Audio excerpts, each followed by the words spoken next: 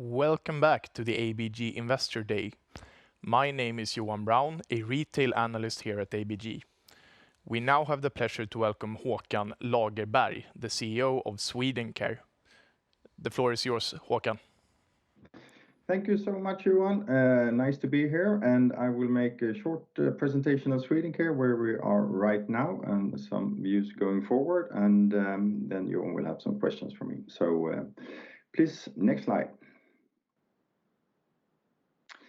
Swedencare is a company working globally in the pet care market, and as you probably heard about the situation for pets during COVID, that's been a major impact, and lots of people have been talking about it. And it's clear that people there's a bigger demand for pets, both cats and dogs, and since people stay more at home, it's nicer to have a pet at home. And if you do, then of course you spend more time with them and would like to take really good care of them. So that's really has been a process for the last 10-15 years, that people take better care, the pets live longer, and there's a bigger demand for let's say pet healthcare products, because of course if they live longer they get some symptoms and problems when age comes around, and like for humans. And it's also very much about the perception of treating your dog as a family member, really taking good care and having the same values. If you're a vegan yourself, then you would like to have vegan food for your pet. If you're into some different other things, then you're really focusing on your pet as a family member. So that's really a big driver for the, let's say, increased spend that has been taking on in basically every market around the world. Next slide, please. Pet market, always difficult to get really good numbers here, but you could say in general, you could say that the number of pets in the US and Europe is fairly alike, but there's a completely different pattern when it comes to spending. In the US market, the average spend is basically twice as high as in Europe, and then that is if you take Europe as a whole. If you look at Northern Europeans, then they spend a bit more than Southern Europeans, but the difference is quite significant. Looking at growth markets, since this COVID year, all markets have basically grown in number of pets. I would say that both Europe and US have been, let's say, increase in lower digit the last 10 years, but this year it's really been an increase and the demand. No more, let's say adoption dogs are available. There's a queue for all the breeders, and I read some figures saying that last year over 10% of the newly registered dogs was in Sweden, and I guess it's basically all around the world. Asia has been the last five years been growing a lot. Haven't heard any numbers from Asia about this COVID year yet, but I do think that the increase still continues there.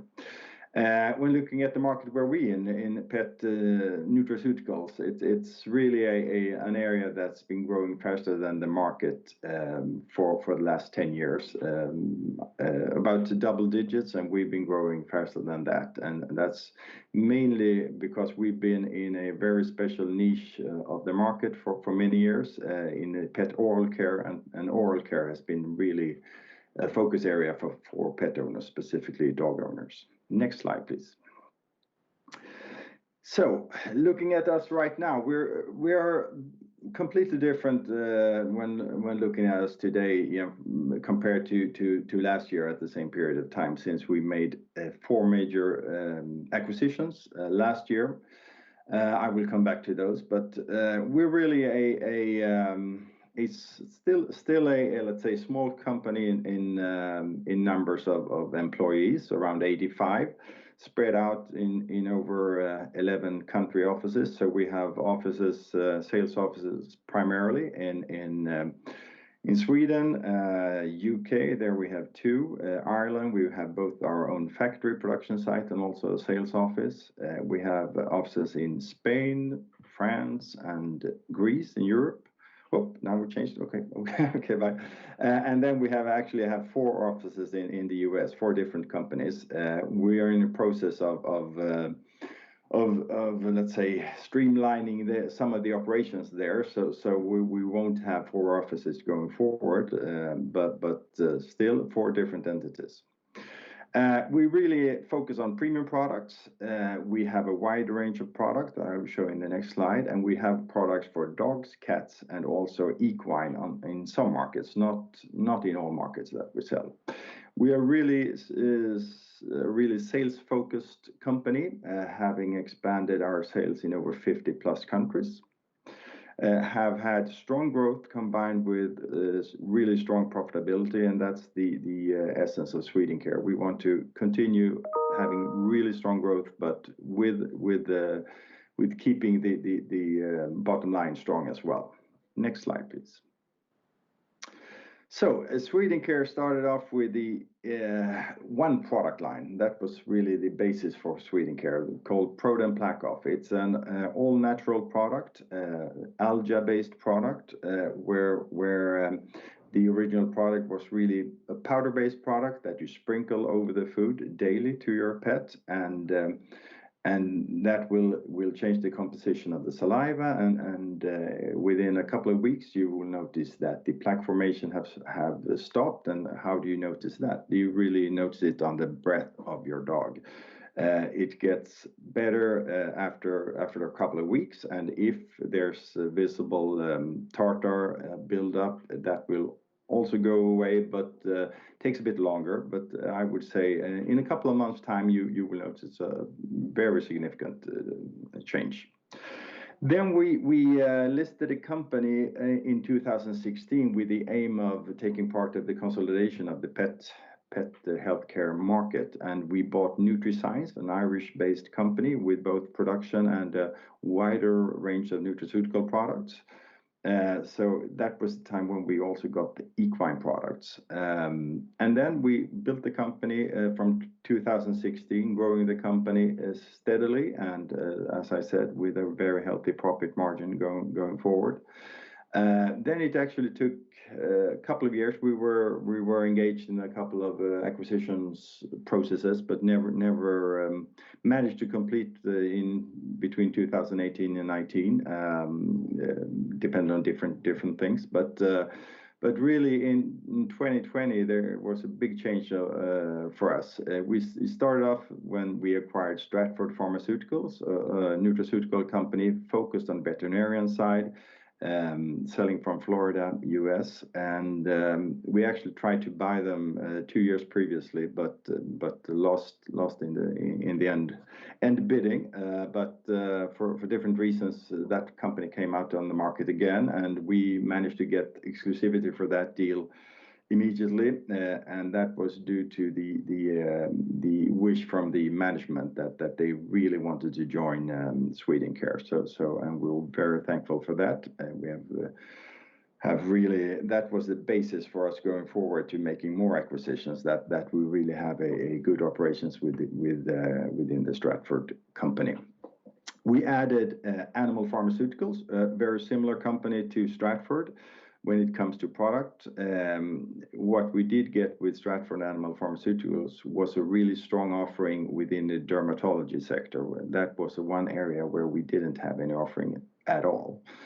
And those two companies are very similar, focused on a couple of different main customers. So now we feel that we really have a really comprehensive coverage of the veterinary sector in the US, and they've really started working together when attacking the market.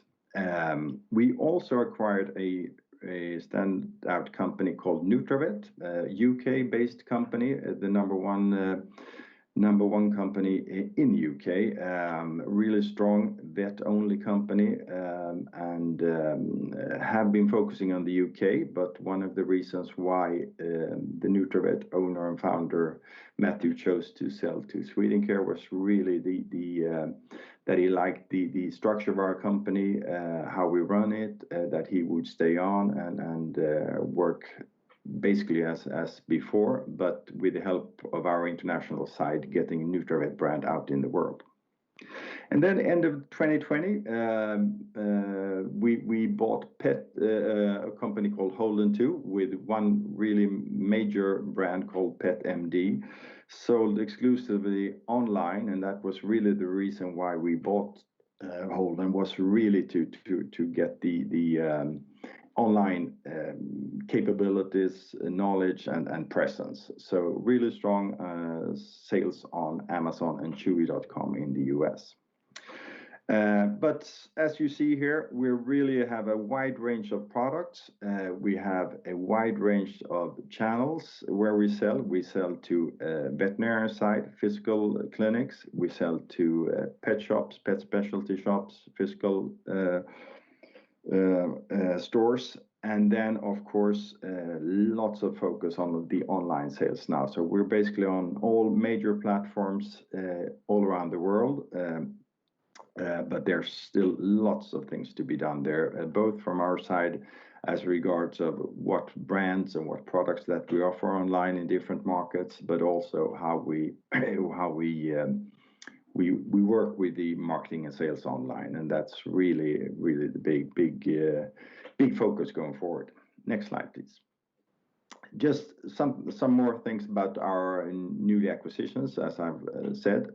Stratford Vet and online, really strong focus on dermatology, really strong relationships with big buy-in groups and focus on big veterinary clinic chains. Only 19 employees, no production, but with very strong partners on the production side. The production side is really a challenge in the US. Lots of companies in the business have been struggling for a couple of years, and specifically last year, to get products. It's really strong demand from the production side, and we've managed to secure long-term deals with all of our major suppliers. Animal Farm, very similar, as I said. They have one major customer that Stratford didn't sell to, so now we really have a strong presence on the veterinary side. What we are doing with Animal Farm is that it's a really strong brand, and they have not been selling anything on, let's say, the big platforms, Amazon and Chewy. So that will be launched in Q2 2021, and we are really excited about that. Nutravet, vet only physical stores, and despite COVID, if you take out the Q2, as also we in Swedencare Group had some we were hit by the lockdowns, but after Q2, it's really been really strong sales. And Nutravet, since they do not sell anything online, it's really impressive that we really could notice the pull from the end consumer wanting to get Nutravet products instead of any other similar products that they could find online. As you see here, pretty not too big companies as it comes to headcounts. 19 in Stratford, only 4 in Animal Pharmaceuticals, but they had a business model where they have outsourced a lot, and lots of those areas they outsourced finance, fulfillment, and some other things. Those assignments we're really transferring over to Stratford Care. Nutravet, 18 employees, mainly in let's say some sales, and also they handle all of the fulfillment in-house, and really effective fulfillment services in the UK, being able to ship products to all of the clinics in the UK. If an order gets in by 4 o'clock in the afternoon, they get the products the day after. Next slide, please.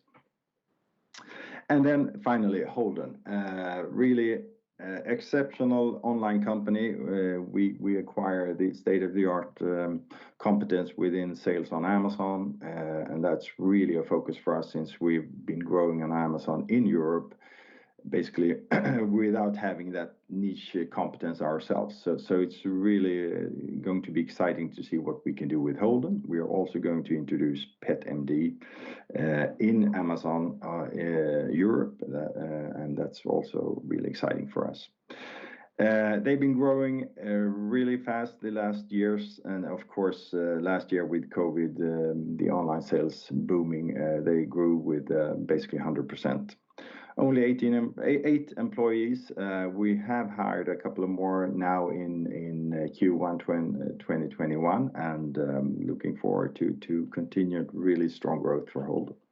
And then there's some question marks, and that's really just emphasizing that even though we made 4 acquisitions last year, we still are on an acquisition path. So we are on the lookout, and there are opportunities out there. Next slide, please. Just looking at the pro forma 2020, adding the new acquisitions, you can see that that the consolidated numbers would be 527 million Swedish kronor with an EBITDA margin of 27%. And that's including acquisition costs that we did last year. Next slide, please. 2020 highlights. Strong growth, 89%, including the acquisitions that were added at half year and the end of last quarter. But the organic growth was 19% despite the hit in Q2 where we had basically no growth. So it was really nice to see that Q3 was strong, and in Q4 we actually had 32% organic growth, and the year 2021 has started strong. So it's really, we have good momentum. The acquisitions I've talked about. Then of course we started directly with the integration project and new product launches. It's even though we haven't been able to meet physically, it's really a thrill to see the organization working together from day one with all of these new acquisitions, still focusing on running the business, growing the business by themselves, but just looking for opportunities to cross-selling and synergies where we can help each other. It's really a really entrepreneurial organization, and that's what we've always been that, and that's really our focus when acquiring companies, so that we get the people with the same mentality and same will to develop. We have presented new financial targets that I will present later on, and then acquisition of Holden in January 2021. Next slide, please. Sales per region here, comparing 19 with 20. It's of course big growth when looking at North America. Looking all of the regions, we grew in 2020, but of course when adding acquisitions, it makes the numbers a bit different. So North America 45%, rest of Europe 16%, UK Ireland 23%, and then we have Asia 6%, still having excellent growth, but when we're adding these acquisitions, it's tough to keep up the numbers. China going from 11% to 6%, but still had a flat year due to China. We ship once a quarter basically, and there was one canceled order in Q1, but then from Q2 the sales has picked up really nicely. So looking forward to 2021. Next slide, please. Sales per product. Here you really see the where we are transforming. It's really 2019 we had over 80% of sales was in the ProDen PlaqueOff line, where we have different products all based with the active ingredient that helps with the oral health. And now in 2020 it went down to 54, and adding the new important area, topicals dermatology, that we didn't have in 2019. But going forward, I would say, since we added these acquisitions half year or last quarter, I would say my projection is that we will have basically 1/3 of ProDen PlaqueOff, nutraceuticals, and topicals dermatology. That it will be fairly evenly spread out with 1/3 each. Next slide, please. KPIs for 2020, 240 million Swedish kronor, growth of 89%, and the earnings was nice, 25%, 27% if you take out the acquisition costs. So and of course ending the year really strong cash position with 284 million, but then we bought Holden, but we still have nice cash position. Next slide, please. Rolling 4 quarters, it's, yeah, you see the big leap here, and that will keep on doing that, since, as you saw, the performance figures that we had for 2020 was actually over 500 million, and we do expect to have growth from that in 2021. So there will be big change in these numbers. Next slide, please. Priorities going forward, of course, integration, but as I would like to underline, is really the integration is done very, very cautiously, so that we do not drop the ball on the entrepreneurial spirit in the companies that we bought. So, but it's been lots of projects going on, and they will keep on developing over 2021 and adding new ones.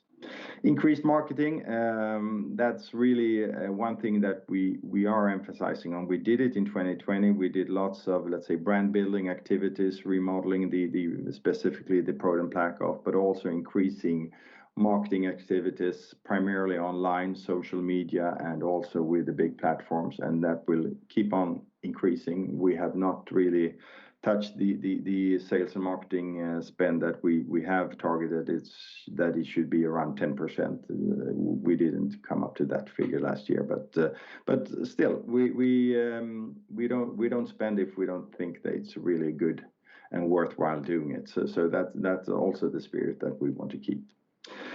Business development projects, we have lots of projects going on internally, but also with the external partners and customers. They are, of course, very interested in what we are creating now with completely new and wider product offerings. So there's both product development and also, for example, looking at what products from the US can we produce in our Irish production site, and also we are starting our own production site in the US, mainly for the powder filling for our ProDen PlaqueOff product in the US. So that's exciting, and hopefully we will ship some product from there within a month or two. Asia and North America will be, let's say, the areas where we are going to see the biggest growth in percentage wise, but still Europe is really exciting times for us there as well. Next slide, please. Yes, finally, the financial goals. We had older financial goals that we would reach 500 million by 2024, but that was basically not including any acquisitions. And since we made loads of acquisitions in 2020, we sat down within the board and discussed. So we have just presented the new financial targets that we will reach 2 billion SEK in sales with an EBIT margin over 30% by 2025, and primarily through organic growth. We see really strong growth going forward for all of our group companies, but as I said in the beginning, we still are very much interested in acquiring more companies. So we do see that to reach the 2 billion, we would need to add one or two smaller additions to the group, but we will be fairly close with the current setup to reaching the 2 billion SEK. And that, I think, was the last slide. Thank you very much, Håkan. So we are pretty short on time, but I'll do some questions about your M&A practices, and how do you think the M&A market looks at the moment? How does the multiples look? Are there many opportunities out there? Yes, many opportunities. We get lots of let's say contacts now since we've been active on the market. So there's lots of let's say M&A firms contacting us. But so I would say that the multiples that we have acquired and what we would like to acquire on is basically between 8 and 12, and the focus for us is really to find companies that can show really good let's say growth potential. We aim to acquire fairly similar companies to ourselves. So there needs to be the potential for double-digit growth and definitely double-digit profit margins as well. But there are still opportunities in many markets. It's still very unconsolidated. Thank you very much, Håkan. With that, we are unfortunately out of time. I thank you very much, Håkan, for the presentation and everybody for listening in. Thank you very much. Bye-bye.